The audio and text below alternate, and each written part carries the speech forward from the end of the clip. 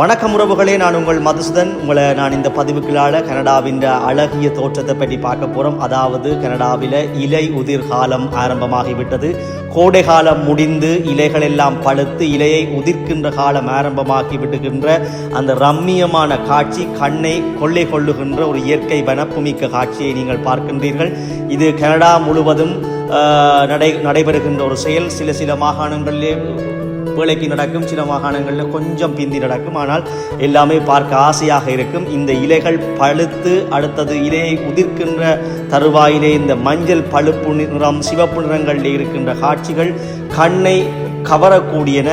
இந்த இப்படியான நேரங்களிலே நீங்கள் உங்களுடைய சுற்றுலா பயணங்களை மேற்கொள்கின்ற பொழுது, பெருந்தெருக்களின் ஊடாக மேற்கொள்கின்ற பொழுது மிகவும் ஒரு அரிய காட்சிகளையும் இயற்கையின் அழகு வனப்பையும் கண்டு ரசிக்கக்கூடியதாக இருக்கும்.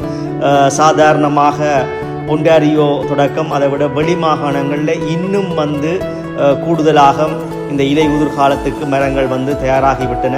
மேப்பிள் லீஃப் என சொல்லப்படுகின்ற கனடாவினுடைய இலை வடிவத்திலே இருக்கின்ற அத்தனை மரங்கள் உட்பட அனைத்தும் இந்த மஞ்சள் நிறம், இளம் சிகப்பு நிறங்களிலே காணப்படுகின்ற மனதை கொள்ளை கொள்ளுகின்ற இயற்கை வனப்பாக காணப்படும். அதைவிட உள்ளூர் கிராம வீதிகளுக்குள்ள, ஒற்றையடிப்பாதை வீதிகளுக்குள்ள போய் பார்த்தீங்கன்னா அதை விட இன்னும் அடர்த்தியாக மரங்கள் இருக்கின்ற பொழுது அந்த மரங்கள் உதிர்த்துவிட்ட இலைகளினுடைய காடாக காட்சியளிக்கும். நீங்கள் சினிமா படங்களிலே பார்த்திருப்பீர்கள். முந்தி நாங்களும் அப்படித்தான் பார்த்தது. அந்த காட்டு ஏரியாக்கள், அதாவது இயற்கையோடு ஒன்றிணைந்த வீடுகளுக்குள்ள மிகவும் ரம்மியமான காட்சியாக தெரியும். அதைவிட பூங்காக்களுக்குள் நீங்கள் போய் பார்த்தீர்கள் என்றால் அங்கே மரங்களினுடைய அடர்த்திகள் அதிகம். ஆகவே இன்னும் ரம்மியமாக இருக்கும். இந்த காட்சிகளை கண்டு களியுங்கள்.